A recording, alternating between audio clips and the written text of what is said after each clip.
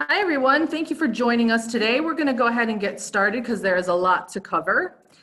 And right off the bat, my slides are not advancing. That's great. So hold on just a second. There we go. So we're doing today's HR user group meeting as a webinar. It was originally planned to be held live at Dye Hall and a webinar, but we just thought with things going on in the world that maybe this would be a better idea. So we appreciate you joining us by webinar today. Presenters are Vicki Bradley, Associate Vice Chancellor for Human Resources and Equal Opportunity Compliance. And we're also joined by Ann Sager, who's a Senior HR Business Analyst. And my name is Rebecca Jones, and I am on the Connect Carolina Change Management team, and I'll be monitoring your questions coming in today. A little webinar housekeeping. Want to let you know that this webinar is being recorded, and it will be made available to you soon. If you have questions during the presentation, feel free to use the chat box or the Q&A box, and I will be watching those as they come in. And as I said, the webinar is being recorded, and it will be available probably Monday after it's all uploaded on ccinfo.unc.edu. You just click on the HR and Payrolls tab there, and then down to User Group, you'll actually see this recording and all past HR user group meeting recordings and slides. So now I'm actually going to, tell you about the agenda. Ann Sager is going to share with you some best practices for submitting your help tickets. And then she's going to talk about the expected end date report, which is an info port. And then we'll turn it over to Vicki Bradley, who is going to discuss the new and exciting HR talent management system. So with that said, I'm going to turn this over to Ann Sager. I'm going to stop sharing my screen and turn it over to Ann so she can share hers.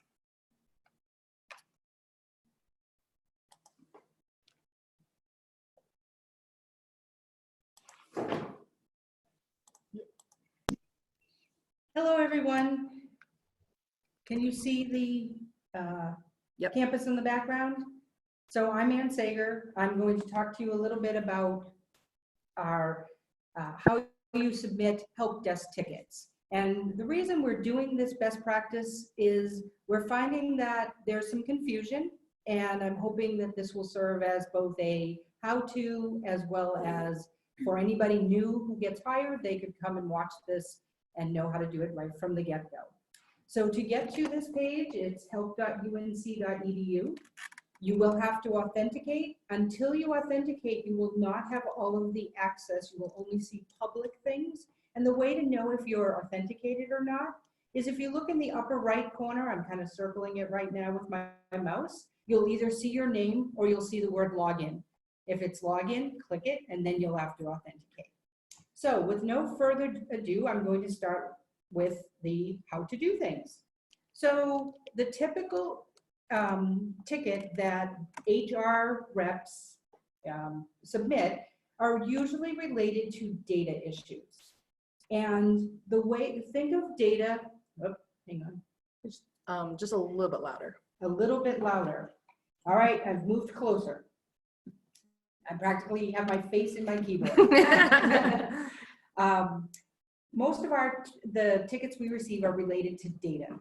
Data changes are service requests. They are not something's broken. So if you scroll down, and my screen is a little small, but if you scroll down, you'll see there are three pillars below. The one on the left gives you some quick at a glance IT system status information. Anything in green is good. The middle one says something is broken. Those are what we call incidents, and think of that as more specific to I spilled coffee on my laptop, it's now smoking. We're going to do an example of that, but that is by far the fewer things that you are submitting. The ones that you're mostly going to do are the requests for service, and you can get to the specific service requests a couple of different ways, and I'm going to show you what I think is the fastest way, which is to use this search bar. This search bar should be your friend. So from here, if I type the word data, it's going to try to find the most relevant things that are out there that the word data that contain the word data.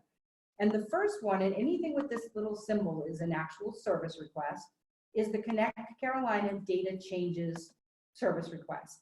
So I'm going to go ahead and click into it. And this is a form that you're going to fill out. There's a little description. If you were using this to submit a mass supervisor update, you would actually need to attach that, which I'll talk about in a minute. If you needed to get a copy of it, here's a link to the mass supervisor update form itself. But I'm going to use the example that you had a new employee who was supposed to start this Monday, and however their travel plans were interrupted, and therefore they aren't going to be able to start until next Monday. So you need to have, and the hire action has already executed in the system, so you need to get their hire date changed. So in the EPAR number field, you would type in the appropriate EPAR number. You would select the data issue that most appropriately fits what you're trying to do. If you can't find something, there is a default other, but obviously my example, hire date change. And in the additional information box, you need to give us all the specifics of what you're looking to do. The more information you provide, the less likely one of the BAs or the help desk will have to reach out to you to get more information. So I would want to put the person's PID, their name, and why I'm requesting this. Employee is unavailable to start on whatever Monday's date was, I'll say it was the 8th, I don't remember, 2020. Please change start date to 3/15/2020. If you simply ask us to change the start date, we're going to come back and ask you the why. We do need to document this. This becomes a record if we are ever audited. So that's really important. This request reminder is, in this case, not very useful. So I'm going to tell you to just leave it alone, leave it blank. But when you're ready to submit, the word for submit here is request. Once I request this, it's going to create a number. And there's a couple of different numbers it produces. The one you care about is what we call the RITM, R-I-T-M, the request item number. And to see it, when you come to this summary screen, click into the item, and there's your RITM number. And if you want to see what you put into your ticket, everything is on the right-hand side.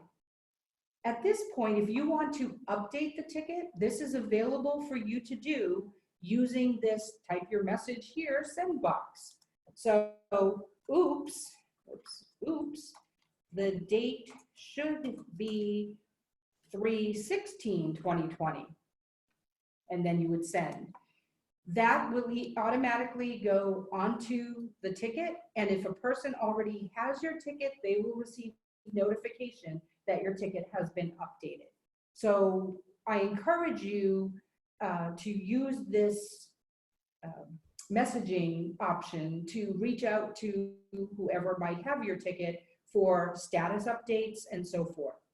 Now let's say that you don't remember your ticket number because we don't expect you to. You can get to them from at the top of the page, My Requests. It will default to your open requests, but you could look for closed requests. If you do look at closed requests, if you try to send a message, your message will look like it sends, but we don't actually send emails for closed tickets. So if you're just looking back for information, that's fine, but don't use the update feature for that. But if I'm looking at my open ones, I can click into it. Again, back to that summary page, and there's the one that I had. If I needed to add an attachment, I could have done it at the beginning, but I can certainly do it afterwards, the paperclip, and it uses standard desktop browsing to help you find your actual document. Once you do, it's there. there's another place for the attachment paperclip at the bottom on the right. So that's one example of a data change. It's a fairly common one that we get. So we do get some of these that come in as incidents, and they're much more difficult for us to work. So what we're going to start doing is, if you submit something like this as an incident instead of a request, we're going to start reaching out to people and asking them to watch this video. So please share this with anybody on your team so that they're aware we really need things to come in the right format. When you submit an incident, it automatically routes to the ITS service desk. They know nothing about how to change the effective date for an HR new employee.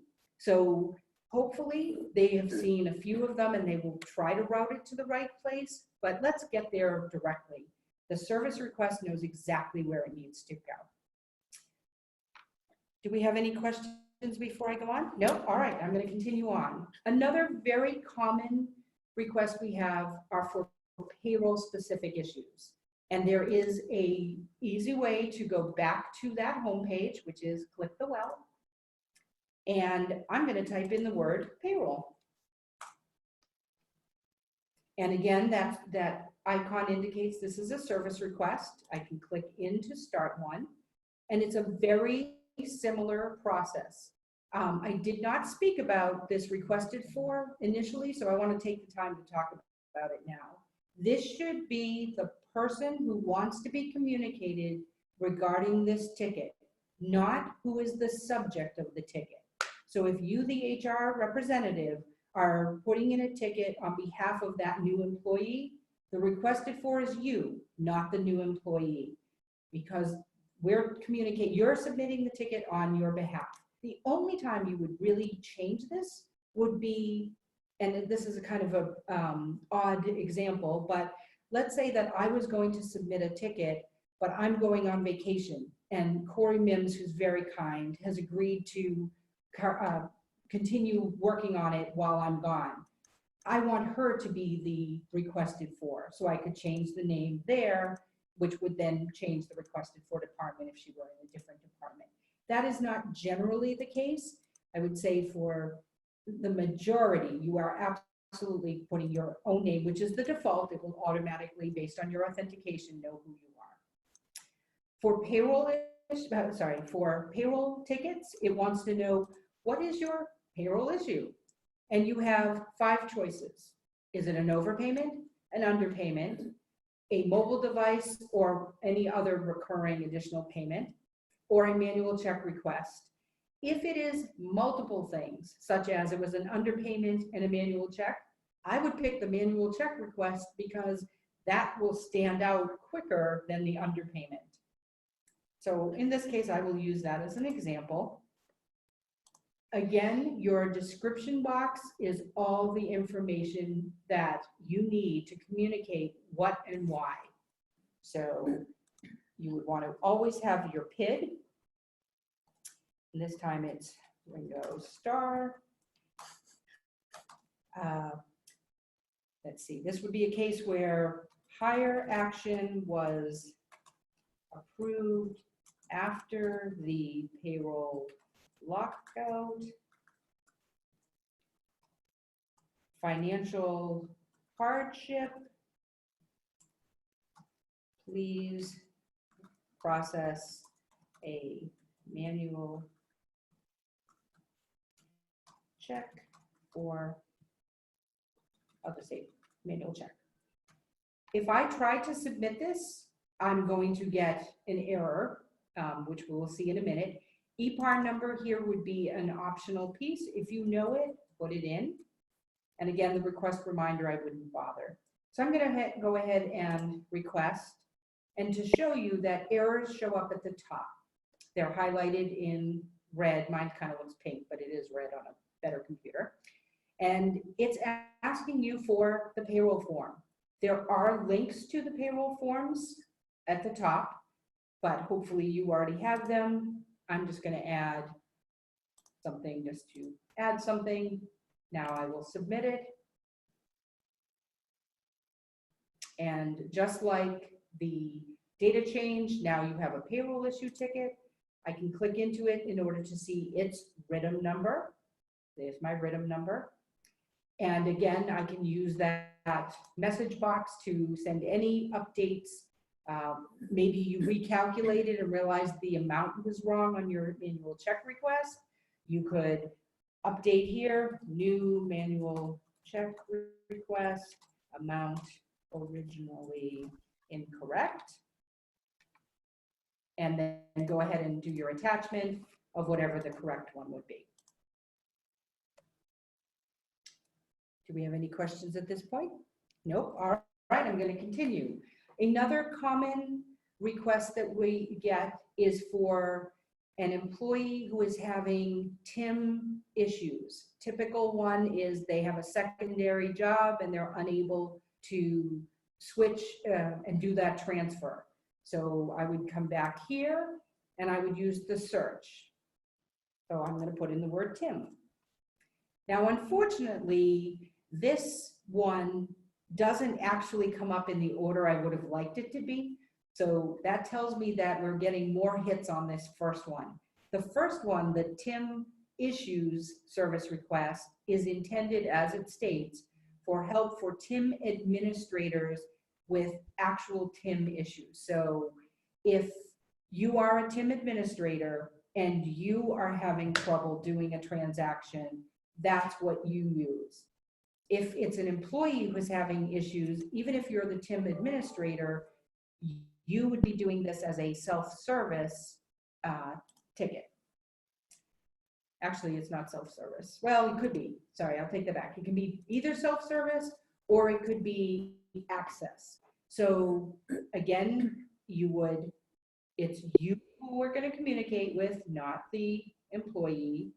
Your issue, need help with TIM, cannot transfer to secondary position number, blah, blah, blah, blah, blah. And I would request it. Now notice this one looks a little different. There are two options. There's an add to cart and a request button. The add to cart would be if you want to keep going with this person's ticket. Oh, and actually I did terrible. I did not actually tell you who it was for. That was cardinal rule number 1. Who is this for? This is for Melissa Etheridge. Okay. You're all getting to see who I listen to on my playlist. If Melissa is also having trouble logging into Connect Carolina, I could lump these together into a second Connect Carolina self-service item, which I'm going to go ahead and do just so you see it. So I will click my add to cart. And it tells me in green is always good, that it's been added to my cart. Now I can do my second one, sorry, which this time she cannot, she needs help with her W-2 or W-2C. And again,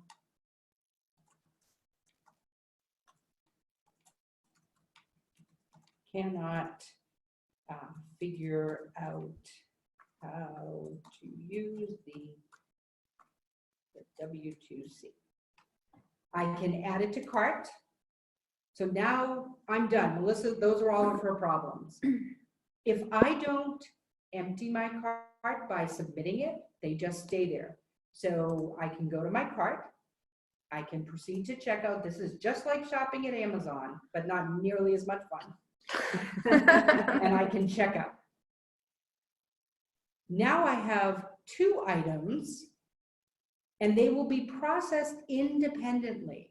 So the nice thing about this is that somebody can be working on the TIM problem independent of working on the W-2C, because they're going to go to 2 different groups of people. So in those occasions where you do have real cart type items, feel free to use it.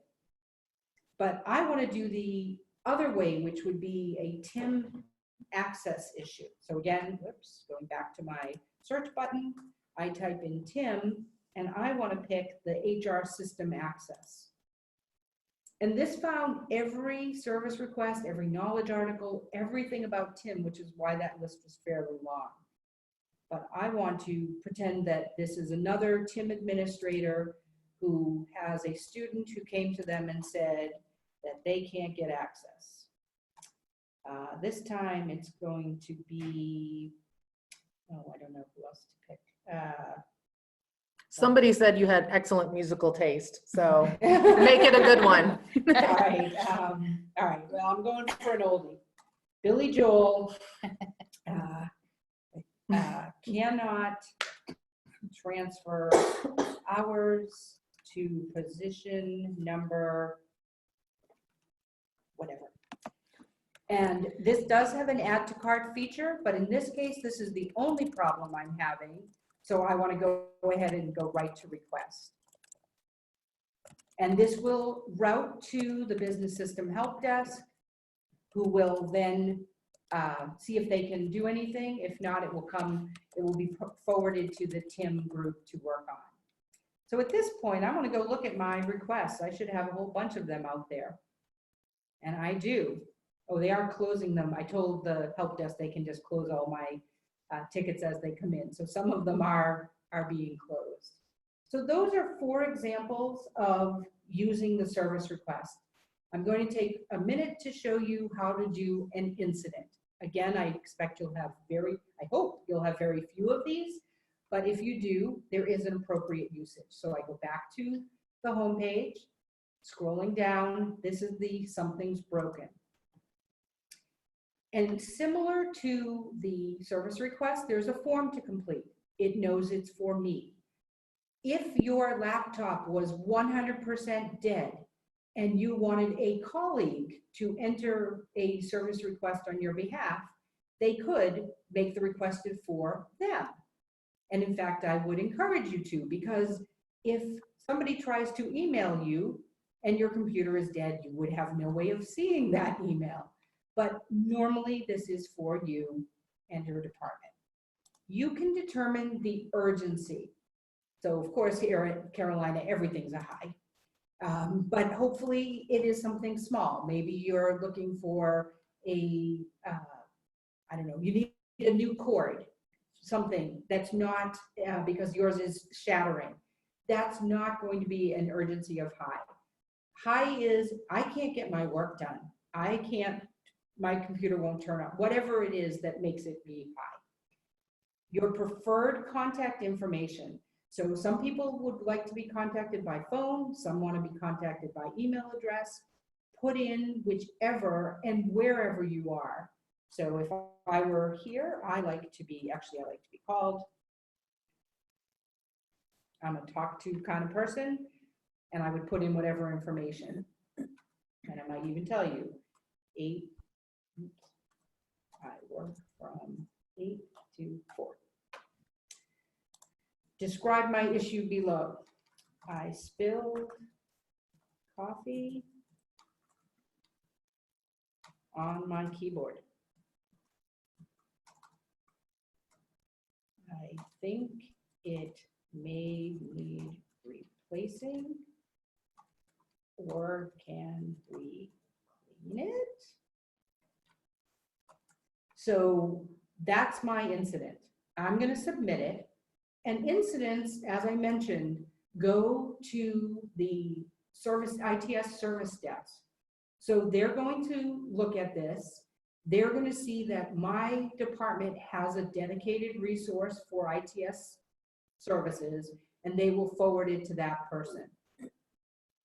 If in the meantime, something has happened and I want to update this ticket, I again have my message information here, so I can say, now there is smoke coming from the keyboard. Should I stop using it? I think we all know the answer is yes. And that would, if my ticket has been assigned to somebody, they will get that email notification that the ticket has been updated.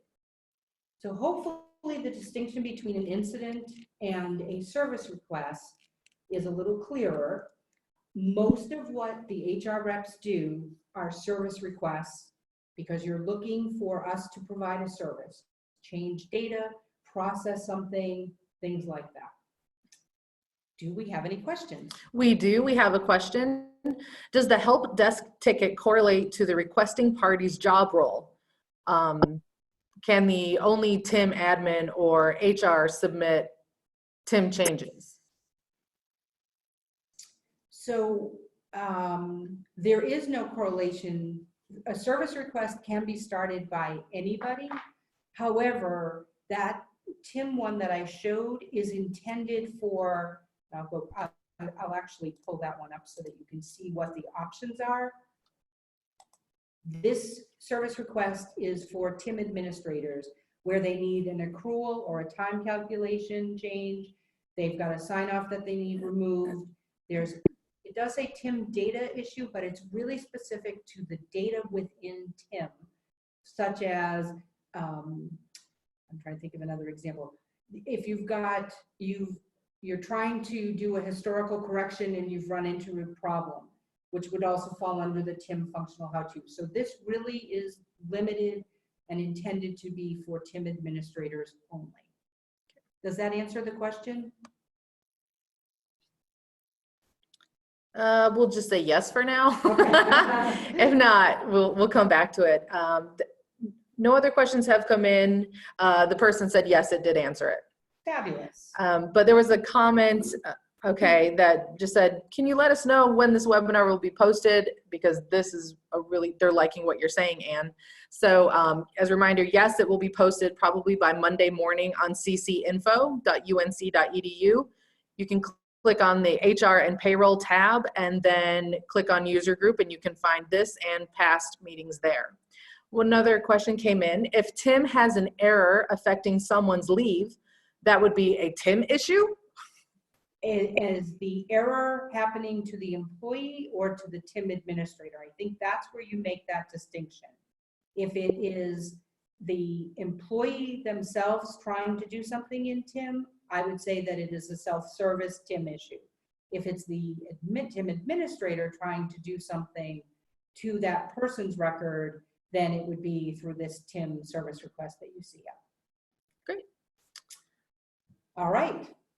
Well, if you think of more questions at the end, if we have time, we'll go back to them, but I'm going to move subjects to, whoops, sorry. I think I could do this better. The expected end date report. I am hoping that for most of you, this is, it's not showing. It's not showing. Let's try this here real quick. Sorry, everyone. Oh, I picked a different window. Okay. Let's do this.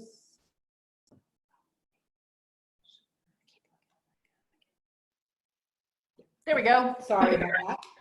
So I'm hoping that this is just reminder information for people and not any surprises. However, I did recently work with an HR rep who's been here for a while, but probably missed this in our Go Live training 6 years ago. But there is an InfoPort report that you should become best friends with, and it's the expected end date report. So to get to it from the Connect Carolina homepage, you would click on the reporting tile, which will bring you to a dashboard. The dashboard will have the number of items that you have access to. Mine has probably more than most of you, but on the bottom, you will see there is an InfoPort link. When you click that, you will have to authenticate if you haven't already, but you should be, your cookies should still be active. If so, you would click the HR container, which is the box on the upper right corner with the little people in it. You would then go to the Reports tab. You would select the report type of expected end date report. And I do know there are some people that have issues with running some of these reports on certain browsers. I know I do. This works best for me, I believe, on Chrome. So you may, if you don't get a result, then try a different browser, because the SAS reports do behave a little differently depending on your browser settings. assuming you're successful, it will return the results. And this screen, which is really large, and so I've broken it into parts, is going to show you some filters and some overall statistics. So filters need to be your second best friend. The report's your first best friend, but your filters are your second. So the ones on the left are what are going to allow you to get to a specific population. So if you have multiple department access and you're only looking for people in one, drill into the department you're looking for. If you're looking for a particular ID, one student, one person, you could use the employee ID filter. Or you can use a person's name. You can choose between your regular and your temporary employees. These three on the upper right are the most important. So the first one is your active, inactive. It will default to active. I don't think I have much more to say about that one. Your job family, if you want to just look for your SHRA students, or you want to look for just your EHRA students, this would be another filter to use. It defaults to all. And your job indicator. This, if you care about your primary or secondary job, you don't necessarily always know if you have a student employee, whether you are primary or secondary. The job indicator is defaulting to all. So as long as you don't change your filter, you're getting them all. All right. And once you've set filters or let it bring in your whole population, you'll be presented with some data. I've masked it here for, since this will be a little bit more public when we post it, hiding people's names and identities, but you are able to see that I did use the filter on the left-hand side where I was specifically looking for SHRA students, or here we call them SBA, and EPA students. I did not do anything to the academic rank. It doesn't apply. The data is, there's a lot more records than I can see. You can scroll through them. You can click on any of the column headings to sort. But generally, when you have a large amount of data, I think you want to take advantage of some of the options, which are that little double arrow pointing to the left, which will allow you to export the data. When you click it, this is its maximized view. This is its view. You can click maximize. That's that first box. What that will do is put your data in the whole screen. So you lose seeing your filters, but you see lots of your data. You can save, which was saving the view. You can export your data, and this is the one I think you will use the most. This will export it and put it in an Excel format. Now, depending on what browser you are using, sometimes when you export, it's going to put it in your downloads. Some browsers will ask you if you want to open it or save it. So it will behave a little differently in each browser. Again, choose one browser and learn its behavior till they do an upgrade. ccinfo.unc.edu is another best friend. You can have lots of best friends. This is where you would go to sign up for training. We have an in-person training. So when you go to the ccinfo page, under the training, it's not a tab, training heading, if you click it, you can register for training. And we have a class. One Friday a month. Okay. And so look for the next one if you're interested. And whoever's doing the training will go into even more detail. What we're hoping you're using this report for is for everybody who is about to get auto-termed to avoid having to un-auto-term someone.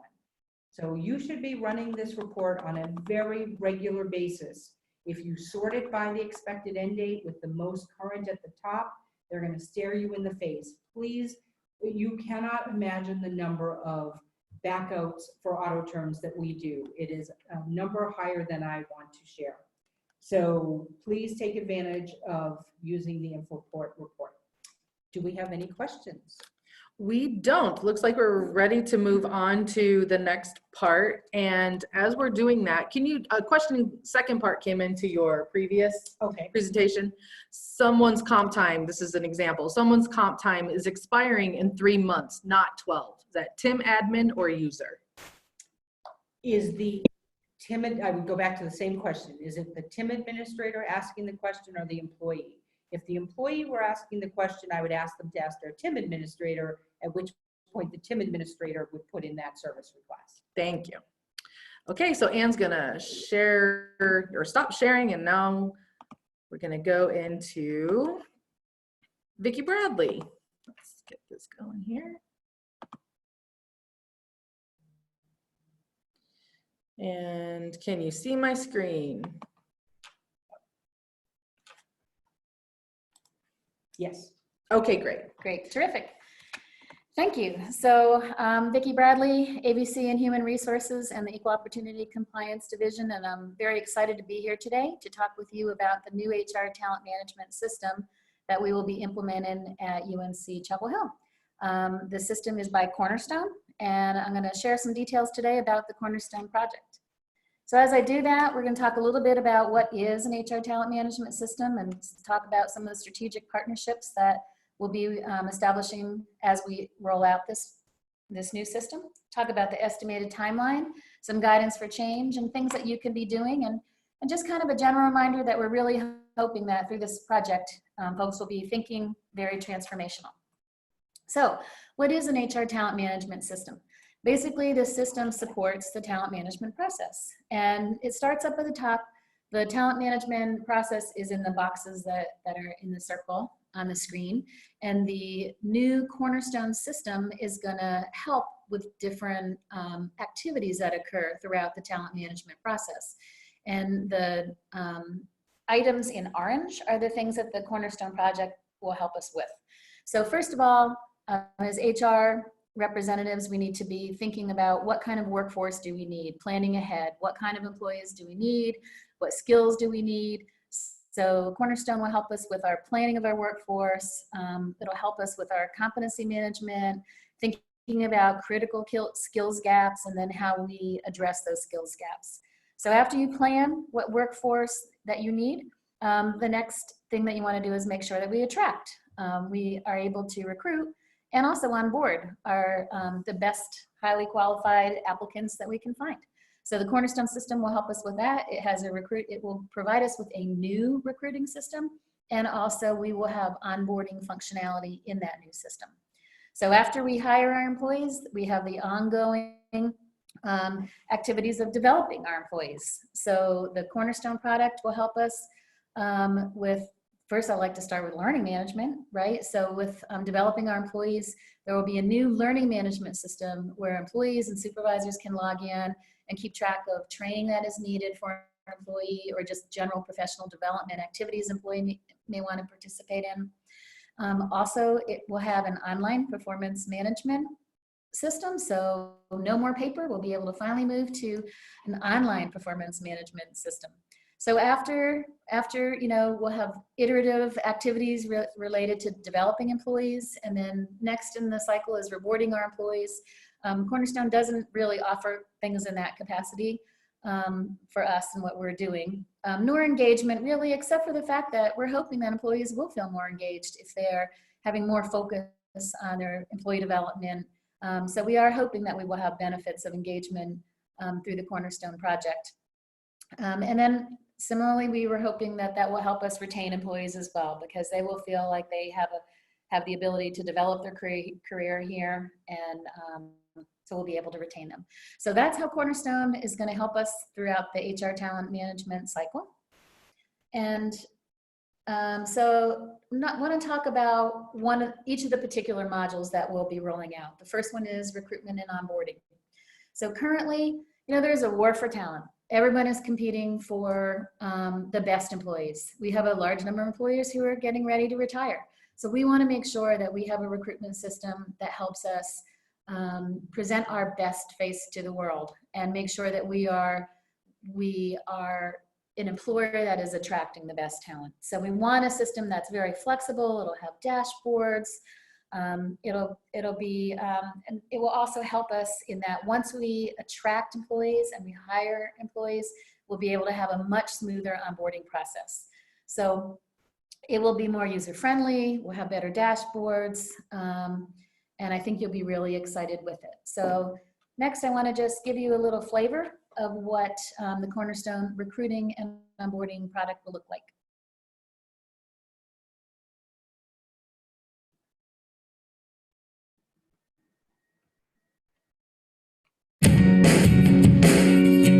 A quick look at Cornerstone Recruiting.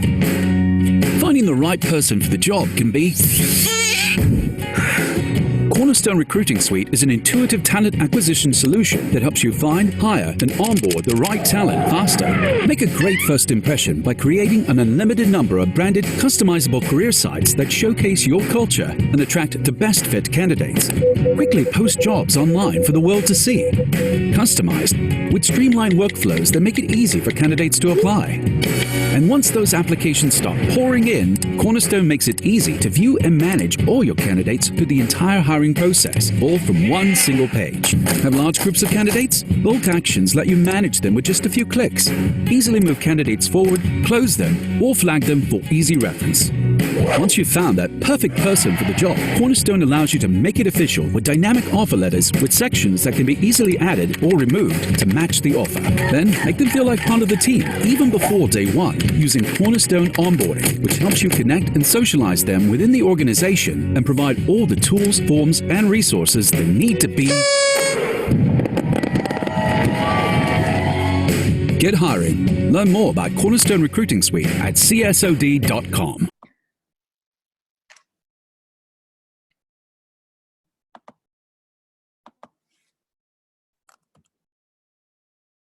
Meet Sophia. She's quite the treasure hunter at heart. That's why she's a recruiter. Finding the right person for the job is like finding... There we go. And we're back in. Great. Thank you, Rebecca. Thanks. Okay, so the next module we're going to talk about is the learning management module.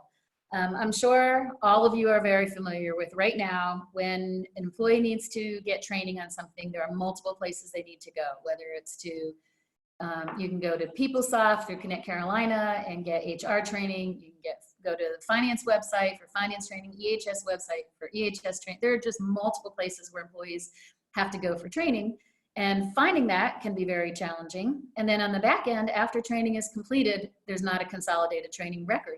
People have to go to multiple different places to get proof that they've taken certain training. So what we're hoping to do is get one learning management system. The vision is to have all the professional development activities offered throughout the university offered through this learning management platform. Again, there could be certain things that we can't quite get there with, but we are trying to get as much as we can into one consolidated place for professional development activities so that we have one catalog, consolidated training records, and also currently we're not able to really offer e-learning in an enterprise-wide way. So that's something else that we're really looking forward to being able to accomplish with Cornerstone. So want to give you a little taste of what the new learning management system will offer us. Especially companies, Cornerstone Learning helps you equip your organization with the right skills to stay modern and relevant. Enable your employees to learn anywhere on any of their devices. Avoid costly mistakes like being out of compliance by automating courses, curriculums, or certification assignments. And Cornerstone Learning helps you develop employees. Everyone wants something different. Deliver your own learning content and choose from expert-sourced modern content subscriptions that target specific industry topics, skills, and a variety of business needs. When e-learning isn't enough, deliver informal or impromptu training or schedule virtual or in-person instructor-led training for blended learning. Have ambitious employees, keep them motivated by letting them take control of their own learning paths with a built-in learning experience platform where they can search for the right courses or choose from machine learning recommended ones based on what they do, skills, and search history. Even even give learning credit for articles or content found on the internet, only with admin permissions, of course, all of which can be added to playlists that can be shared, so teams can follow each other, comment, collaborate, continue to grow, and stay productive. And of course, it's measurable, so you track and report on real data and make smarter talent decisions. Cornerstone Learning. Develop your employees to stay engaged and compliant, and equip your organization with the human potential to stay relevant. Learn more on the Cornerstone website.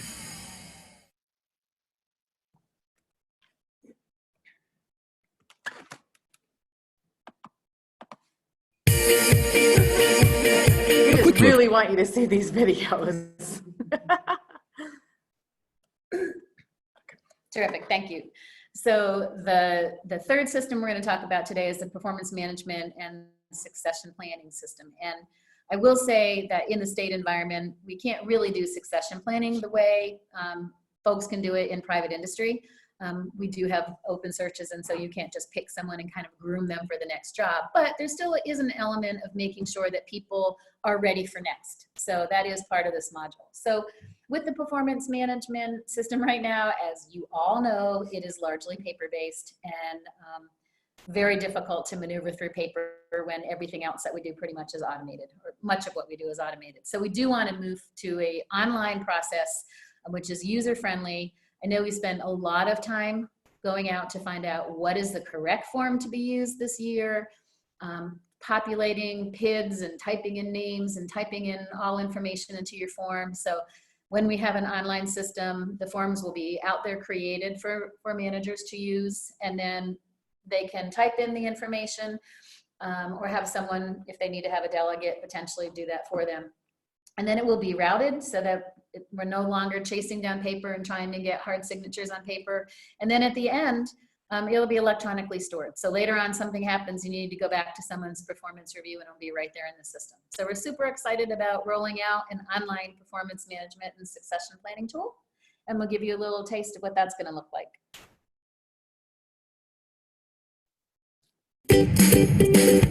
A quick look into Cornerstone Performance. Running a company with disengaged employees can be companies with happy employees, 21% more profitable. Cornerstone Performance Suite helps you engage, develop, and retain your people continuously.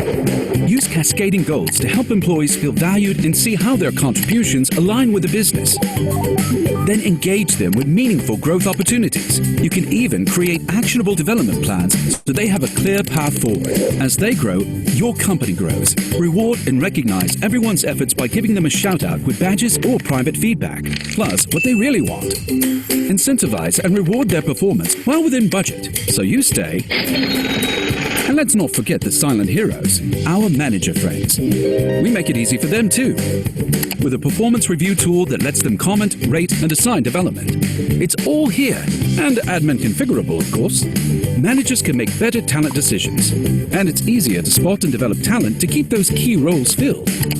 With Cornerstone Performance, everyone wins. Go beyond performance management and dive into continuous development for everyone. Learn more about Cornerstone Performance Suite at csod.com. Let it calm down.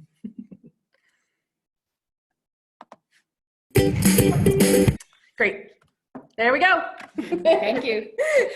Okay, before we leave the conversation about performance management, I do have to put a little disclaimer in there that video showed a component of rewarding people based on performance, and that we will not have that component. That is not something that we're allowed to do in our state system. So that is part of the module that we won't be implementing.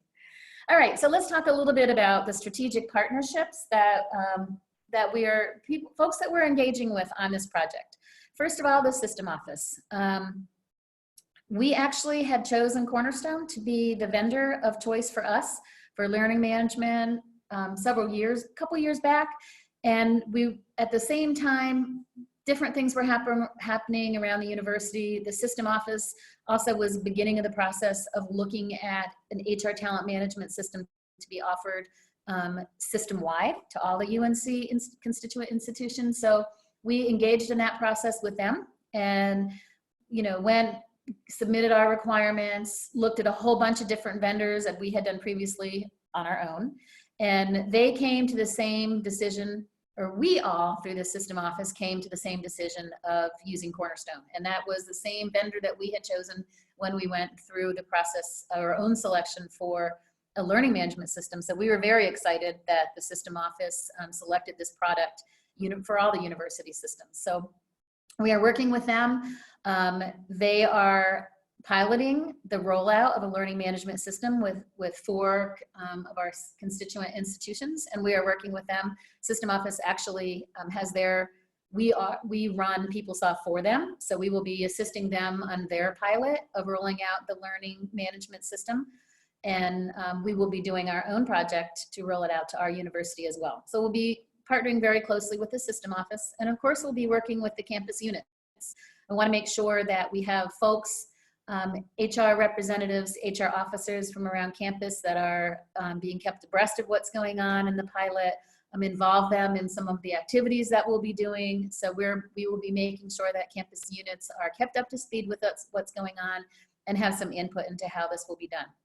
Now, Cornerstone is the vendor that we're using, but we are engaging with Blue Water Learning. They are the implementation partner. So they are the consultants that are helping us as we roll out the project. So those are the strategic partnerships that we'll be using as we roll out this implementation. So Blue Water's implementation plan is much like we've done for other major rollouts. Step 1 is just discovery. What are we doing in each of these areas right now? What are our challenges? What would we like to see for the future? After we go through that and kind of map out how we'd like things to be in our new system, then the design phase will begin, where we start creating the new system. And then after we get the system configured the way we want it, set up the way we want it, then we'll review it, test it a little bit, and then we'll deploy and go live. So what is our timeline? Our timeline right now is we're beginning with work on the learning management system. Ann Sager actually is our lead BA on deploying the learning management system, and they are working already. They've been heavily involved in this since January.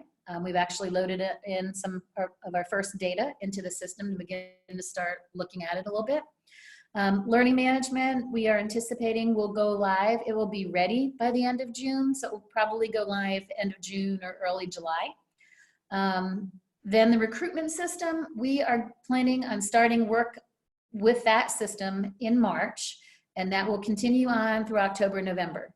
So we will be going live with non-faculty, that's SHRA employees and EHRA non-faculty employees. We are anticipating going live in October with those employees, and then faculty will soon follow. We're anticipating rolling this out for faculty in November. So at the same time that we're doing recruitment, onboarding is part of that module. So while we're working on recruitment, we will also be working on onboarding. You know, we may do offboarding that honestly with everything that we're trying to do, we will not be focusing right off on offboarding, but we will be focusing on the onboarding piece for sure. So the onboarding, I want to be very clear on how we're approaching that. There's a lot that happens in onboarding. We are only for phase 1 going to be looking at the HR services part of onboarding, like the I-9 process, sending people to the orientation, things like that, things that HR representatives do for onboarding employees. We are not going to be getting into other services that campus might want to have done for employees, such as reaching out and getting a PC set up for them, getting business cards, getting someone's office painted before the new employee arrives. Anything like that, which are non-HR related, will not be done in phase 1. So those kind of things will happen in phase 2. We show that on the calendar as 2021 and beyond. We'll be bringing in those kind of things into onboarding. I also will say for HR onboarding, it will be through Cornerstone. When we start getting to other campus services, there are things such as ServiceNow that has capabilities in this area. So we'll have to do some real looking at what makes sense to do in Cornerstone, or do we use Cornerstone and kick off things into ServiceNow? All of that will still have to be examined and will be looked at later on as we get into the second phase of onboarding. So, so one thing that I did not mention on the learning management piece, when I said we will be implementing it in June, the intent for learning management is to just focus on, for starters, what is currently offered in Connect Carolina for HR classes offered by Human Resources. So that is currently what you can enroll in through Connect Carolina. We will replace that and put that into Cornerstone. And then later on in future phase, we'll get into bringing other learning from around campus into Cornerstone. So for both learning management, we're doing it in 2 phases, starting with replacing HR training. For onboarding, we're doing it in a few phases, just starting on the HR piece and going into campus services later. So then the last module we'll talk about is performance management. And we will be starting late this year and configuring the system with the intent to roll it out for the 2021 performance cycle. So we would have the SHRA online performance forms up by March and the EHRA forms up by June. So we will be doing EHRA non-faculty forms, and we are working with the academic personnel office, and LaShanya will be determining whether or not they will be putting online forms in for untenured faculty. Okay, so our guidance for change.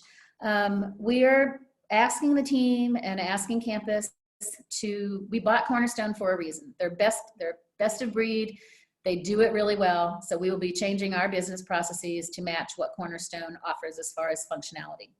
The other thing we're trying to do is simplify our business processes. And we've been trying to do this for quite a while, but wherever we can, standardize our processes so that they're similar across employee groups. So you're not doing different things for different employee groups. Now, we can't always do that because of some requirements from the state or from the system office, but where we can, we will standardize our processes.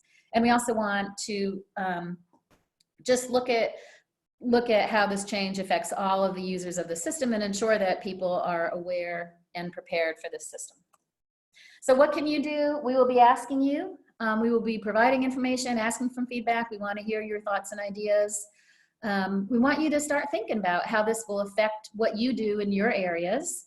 Show your support for the project, and just realize that there are a lot of people, both in HR, in our unit, the BAs, and in various HR folks from around campus that are going to be busy on this project. So we want to make sure that people are realizing it's a big lift and be supportive of us as we're going through this change.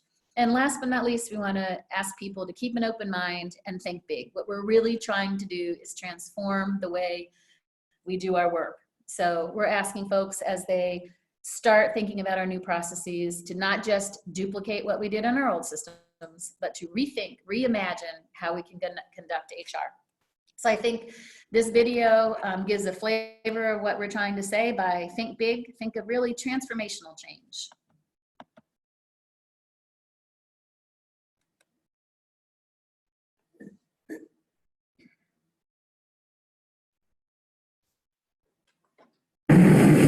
But Holland comes in for a pit stop. Time to refuel and change tires. Lou Moore himself changes the tires. Only 4 crew members, including the driver, are allowed to work on the car. It's a tense time. Holland stays in his seat, anxious to get away. Let's watch.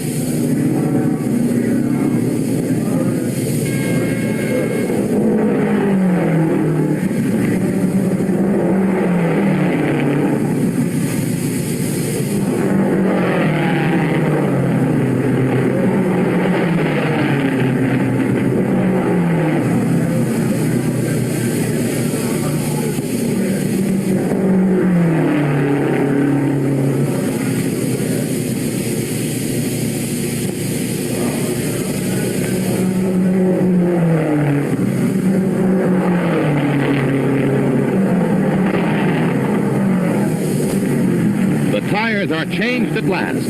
A crewman polishes the windshield as Holland moves away just 67 seconds after he stopped.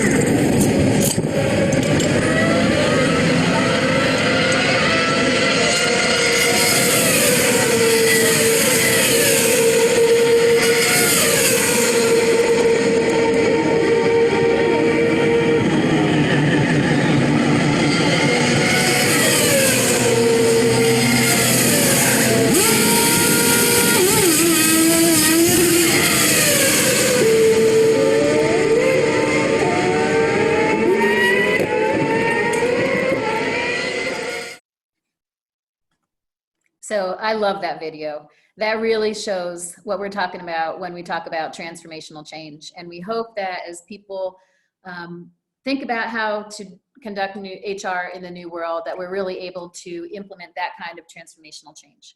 So it is 11 o'clock. I realize we are at the end of the webinar. I don't know if we have any questions that we need to answer real quickly. Okay, it looks like we're good to go on the questions.